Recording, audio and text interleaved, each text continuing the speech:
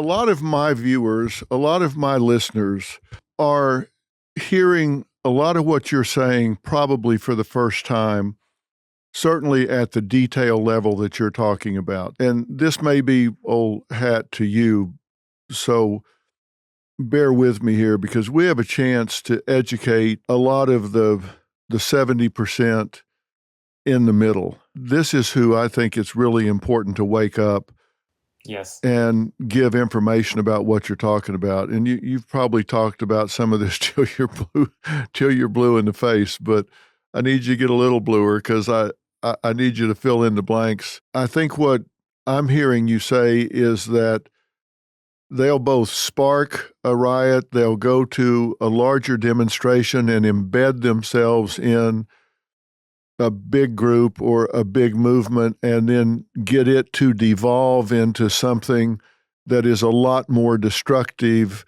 than it would have been otherwise. My question to you when I say, who are these people? You say they're mostly young people.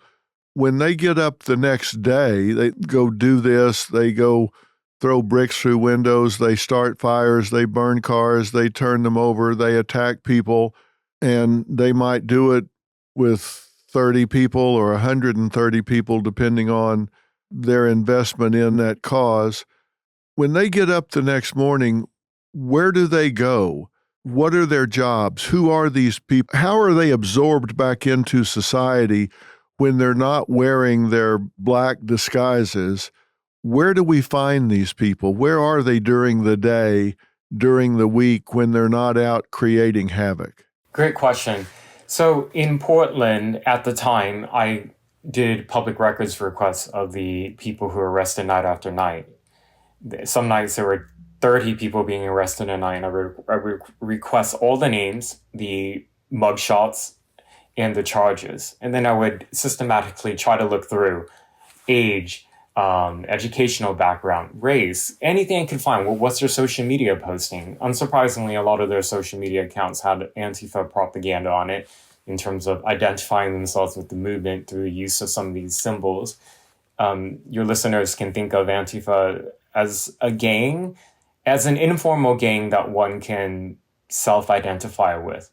And the danger of that is it's similar in a way to ISIS or some of these jihadist groups that have carried out terrorist attacks. You don't have to have been somebody, for example, who have traveled to Syria or Iraq to become a formal ISIS member. You can follow the propaganda that's online, watch the videos, read the materials, and pledge allegiance to the ideology and carry it out and attack, either as an individual or connected to a local cell, for example. Antifa's ideology is similar in that type of way. So who are they? Well, they actually span the full spectrum of society. There's a misconception that, because if you look at some of the mugshots, some of them look dirty, and some people assume, oh, they're just crazy homeless people who have been drawn into violence. Well, there are people who are represented in white collar professions, academics, university students, PhD students, people who work in healthcare. Unfortunately, there were a lot of nurses and those who worked in medical settings who were arrested in 2020. And then you had some people, yes. And then you had also those who were chronically unemployed, living on public assistance. And during 2020, rioting became a full-time hobby or profession for a lot of these people who were on public assistance, getting funds through the state, and at night going out to riot. And then there were also homeless people. The role of the homeless people was that they were exploited at many of these encampments, and that became riots at night. Free food was being given out, so it attracted people who were homeless. Tents and shelter were provided, but it was used as a form of bribery against people who really had nothing to lose.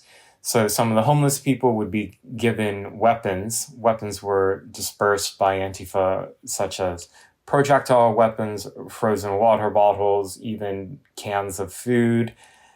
lasers were given out, these green, powerful lasers that would be concentrated on the eyes of law enforcement to damage their eyes. And there were dozens of federal law enforcement officers who had their visions injured in 2020. So it's a slice of all aspects of society, and this is a scary part because people underestimate the potency of these radical extremist beliefs that are out there. I know, Dr. Phil, you've written a lot about your love for America. I love America. My parents came to the United States as refugees and victims of communism from Vietnam. And I know many of your listeners love this country and are good, hardworking people, many who have families.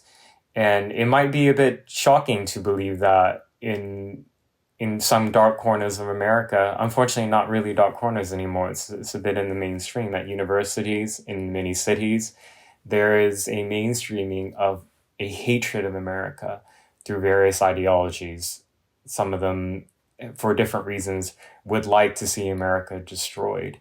And so they organize into different movements. I focus on one particular aspect, but all of them have an agenda of revolution. And I know revolution sounds perhaps maybe impossible in America. You know, when we think of revolution, we think of things like from the last century in Europe with the First World War and the interwar years and after the Second World War, when monarchies are being toppled. But I think America is a strong country, but it's not, it does have some weaknesses. And I think we can see it in the way that these attacks on the ideals of what it means to be American, the attack on the symbols of our country.